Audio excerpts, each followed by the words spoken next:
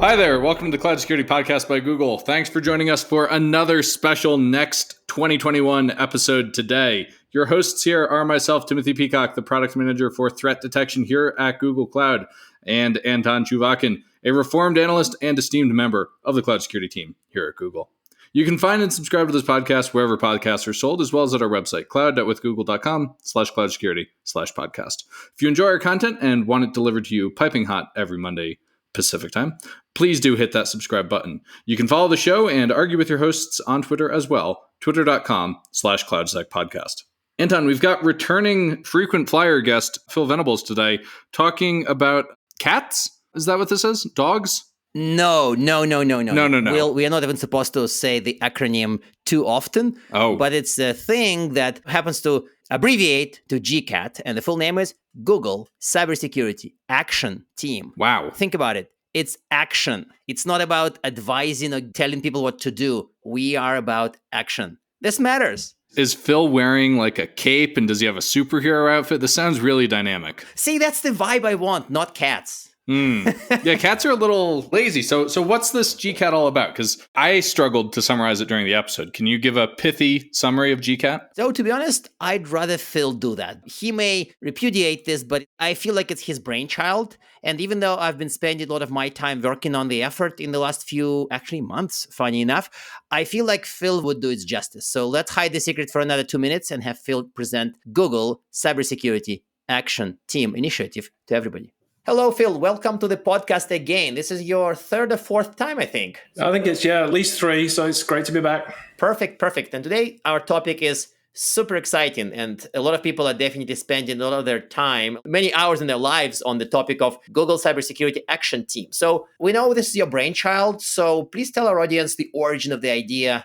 Yeah, so the Google Cybersecurity Action Team, or GCAT as we affectionately call it, I wouldn't really say it was kind of my brainchild. Like a lot of great things here at Google, these things spontaneously come out of a collected team effort.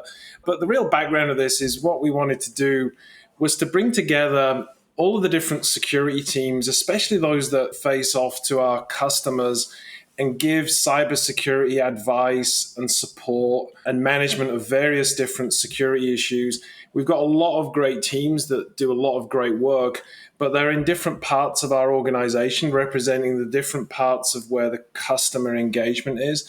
And so what we wanted to do with GCAT was really to kind of bring together all of these teams in a much more consistent framework so that when we interact with customers, or in fact interact with the world in general, that we interact with them in a more unified way, even though this will still be made up of many different constituent teams, but the face will represent and build and grow as this unified front in GCAT to give customers and the world in general a much more integrated one-stop shop to get world-class cybersecurity advice, help, and support from Google vectored through cloud and other forms.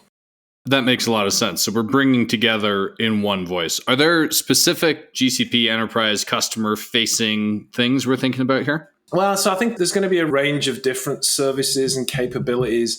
So you can start off, and it almost like kind of translates quite well into the overall customer journey of going through a digital transformation or a cloud transformation. So we have a set of services around strategic transformation and advice and workshops to help customers start to plan their security transformation in the cloud.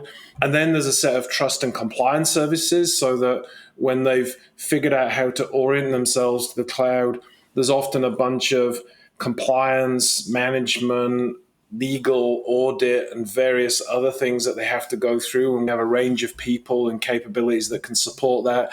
And then there's the whole design and onboarding using our customer and security solutions engineering capability. And, we have a lot of people around the world that have got significant experience and expertise in helping customers transition to the cloud as well as build natively in the cloud. And this is where, again, we've, marshaled a lot of the work that has gone on and will continue to expand under the GCAT in building more secure blueprints, security solutions, design blueprints, and various other attributes. And then finally, we have a thing that we call our Security and Trust Center that's going to be a significant part of GCAT, which is all about how do we curate and provide strategic threat intelligence to customers. How do we provide incident support, event support, drills and exercises to help customers get ready to manage their environment, and a whole range of other services. But it really kind of fits nicely along the whole journey of planning for transformation, ensuring the control environment, onboarding and expanding workloads in secure ways, and then setting up an overall enterprise incident event threat intelligence capability for the cloud. Yeah, Phil, I like to think I'm good at summarizing things, but that's a lot of things to summarize. It's as if you're covering actually like every topic we've covered so far on the podcast. That's kind of fun. So this has me having a flashback to when I was at Stripe. Our mission was put as improve the GDP of the internet. Is this like improve the security of the internet play? Like, where does it stop? Occasionally it's interesting your comment around it's kind of hard to summarize. And I think that's really representative of one of the reasons we set this up, which is we have all of this capability that maps across all of the stages in a customer's secure digital transformation, and making sure that those are brought holistically together is critical for the customer, and that really kind of expands our ability to support them. But to your point is, when we think about more of Google security, which, I don't think there's really much of a debate that we're a leader in cybersecurity across all of our capabilities across the wider Google and Alphabet organization. When we think about this, a GCAT is a big part of bringing that Google security to the world in general, not just through our cloud products, but by being a bigger voice for standardization, security improvements, engagement with industry associations, partnering with government stakeholders and others around the world. And so, the GCAT is going to continue to take a leading voice in advancing forward security for the internet through various different forums. And I think that'll be a good way we keep supporting the internet as a whole, not just those lucky people that are Google Cloud customers. To continue on that theme, the C in GCAT is not cloud, it's cybersecurity. So we're really not focusing on telling people that once you migrate to GCP, you're good. We're trying to go with a much broader story, and we're not trying to say that this is of benefit only to GCP clients. So to further develop this theme, we do see, I guess both me and you and others see organizations that are sort of stuck a lot in a pre-cloud thinking, in very much data center on-premise thinking in their security approaches. So can GCAT help those clients as well? Can we help them with modernizing their thinking, not just their tools? And again, this is why it was so important for us to bring all of our teams together that work with customers, because there's a natural flow. For example, when we talk about doing the security transformations workshops that help customers think through security strategy, a big part of that is to organize their cloud project governance, their ongoing governance and security management models, to get them to realize there's not just new ways of doing security in the cloud, but better ways, but also ways that enable them to manage their security and resiliency risks a lot better. And that flows really nicely into different ways of doing compliance, which flows really nicely into all the work our customer and security solutions engineering teams do on-site with customers, partnering with their teams, helping them to transition. And so all of this kind of flows together. And a big part of it is not just to keep hammering this message that you can do security in the cloud better and differently, but also to partner with customers that have existing workloads under older security models that often need to be transitioned, not totally re-architected. And again, this is where having really experienced people and the people that have grown up not just in a cloud environment, but in an enterprise environment that now work for Google in the GCAT team, really providing not just theoretical expertise, but actual real hard-won, on-the-ground experience of doing these things. And these teams will keep accumulating that experience from all of the work with all of our customers. And so every engagement is going to bring that accumulated value to every new customer. And it's all about getting the most out of the cloud, transitioning what they've got, and really thinking about getting the best of what you get from the cloud in terms of security and resilience.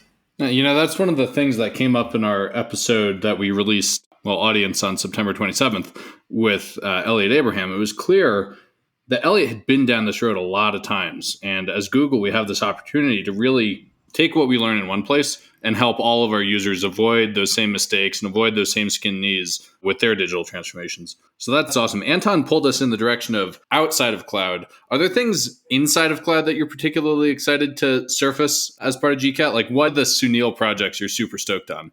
One of the great things that, because we've got adjacent to everything we do, we've got a great cloud security products business.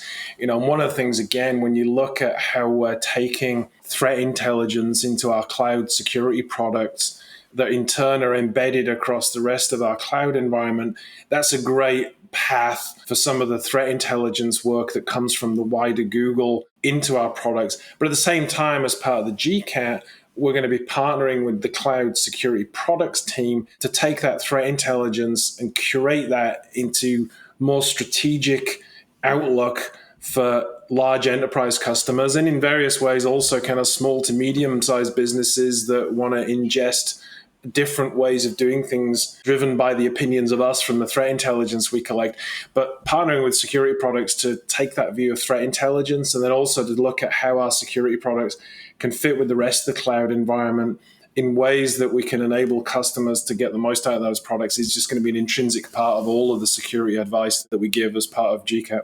So we're going to be seeing more of each other, not just on the podcast, you're saying?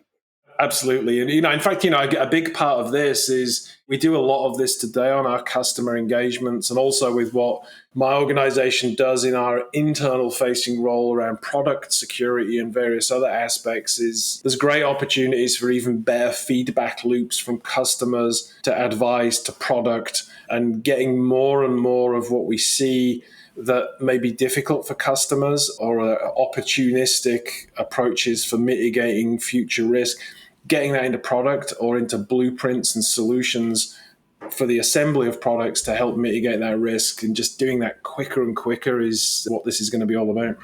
Perfect. And I think that made sense to me because we do have some of the challenges of bringing Google product security to the world. So to me, the GCAT mandate, Cybersecurity Action Team mandate definitely applies quite nicely to this. One other thing I wanted to bring up, and there's been a challenge, at least in my interactions with people outside of Google, sometimes when we present our security innovations to clients or others, they say, but we're not Google. We know it's inspired by Google. We know it's built at Google, but we're kind of not Google. And sometimes they're nervous that they cannot implement it into metal, put it to reality. So is there anything in the Cybersecurity Action Team mission that helps bring more of Google security to the world, even though the world is not Google? Well, it's kind of an interesting question because, this does come up a lot and it's kind of a compliment in a way. But you got to remember, as we all know that, and this may sound a strange statement, but we weren't Google before we became Google. And so a lot of these innovations that we drive are not born out of some theoretical environment. They're born out of the difficulties we have had in building a hyperscale environment, in meeting security challenges, whether it's the software supply chain, in managing open source projects, in driving zero trust architectures, whether it's zero trust for user access or zero trust for production environments, around what we do on secure and confidential computing, application modernization, container security, and a whole range of things. These are things that we've come up with approaches because we've been challenged by them and have figured out ways of doing it. Now, we've solved them at scale because we run a massive scale environment. But some people then take that to mean that that's not necessarily going to be useful for them in their regular or even large scale environment because it's not hyperscale. Whereas in the reality is you actually want a hyperscale company innovating because we can't take things for granted about how things work at scale. We also have to do things that are not just automated, but they're also autonomic, because at scale, you can't be dealing with a lot of edge cases and manual configurations and dealing with large volumes of alerts because the scale will just kill you. And so also because we also have a very large number of engineers and projects, we also can't rely on conventional processes to manually review things. And so we have to have a lot of automated tooling. We have to make sure the secure path is the easiest path so that things are just done naturally with scale.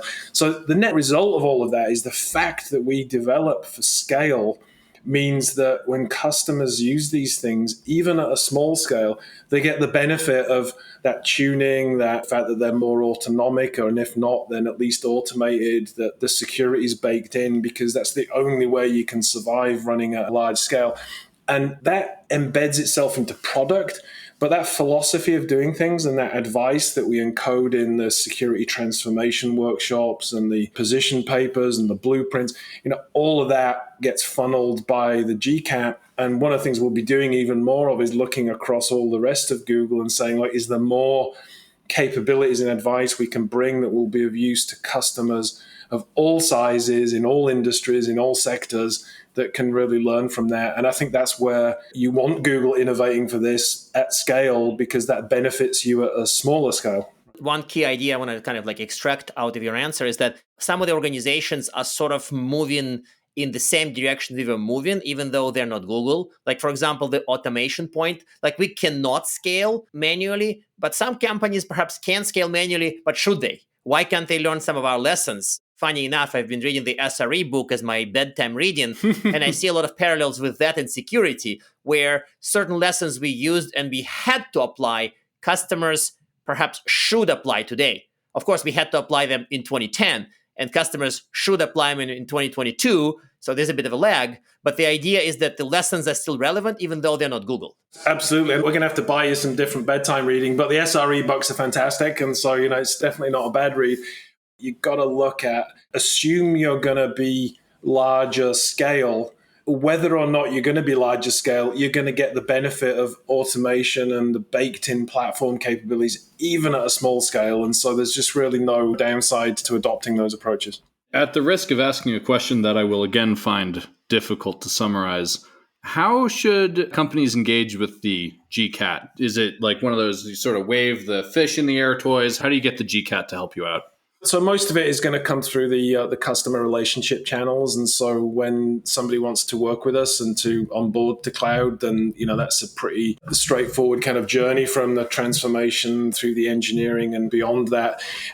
There's also the means of just kind of reaching out to me, and a lot more other people on the team will become a lot more externally visible for when people want us to engage on topics in the industry. We're also getting more visible in various different trade associations and other external organizations, where we're going to bring this more focused voice to different communities to make sure that we're bringing all of Google to, all of Google's security to the world through the GCAT and through other means that we already have.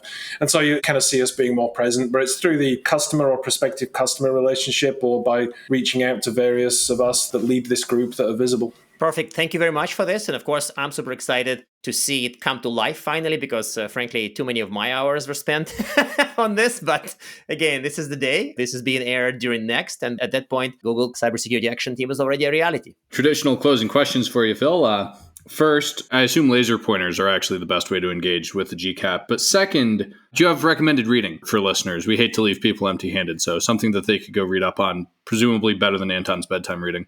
Well, look, having said that, it's interesting. I've been mentally primed to be thinking of SRE. And, one of the things increasingly, we spend a lot of time internally with our SRE colleagues on optimizing security operational capabilities. And, there's a lot to be applied from SRE. So that's definitely worth reading. I think the other thing as well is we're spending a lot of time, and you'll see more content from us on this, thinking about kind of risk governance and the integration between the technology teams, the business teams, the security teams, the risk teams, the compliance teams.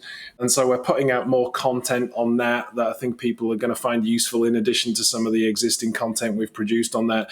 And then we've got some work coming up as well on board engagement, especially how to engage your boards, both private and public company boards, on the digital transformation journey in the cloud. So, we've got a number of people working on that. And so that'll be coming out soon as well. Perfect. Thank you very much. And again, hope to see you on another episode soon. Yeah, no, it's always good fun. I'll be back anytime. And now we are at time. Thank you very much for listening and, of course, for subscribing. Please make sure to attend the rest of the Google Cloud Next conference at cloud.withgoogle.com/next. Watch the presentations, interact with other people, have fun. Of course, also go to the Google Cybersecurity Action Team website. You can find the link in the notes. You can also find this podcast at Google Podcasts, Apple Podcasts, Spotify, or wherever you get your podcasts. We seem to be in more and more apps every day. Also, you can find us at our website, cloud.withgoogle.com/cloudsecurity/podcast. Please subscribe so that you don't miss episodes. Our normal cadence would come back next week after we are done with the conference. You can follow us on Twitter, twitter.com/cloudsecpodcasts. And of course, your hosts are also on Twitter, Anton_Chuvakin and _Tim Peacock. Tweet at us, email us, argue with us. And if you like or hate what we hear, we can invite you to the next episode. See you at the next conference. And of course, see you at the next Cloud Security Podcast episode.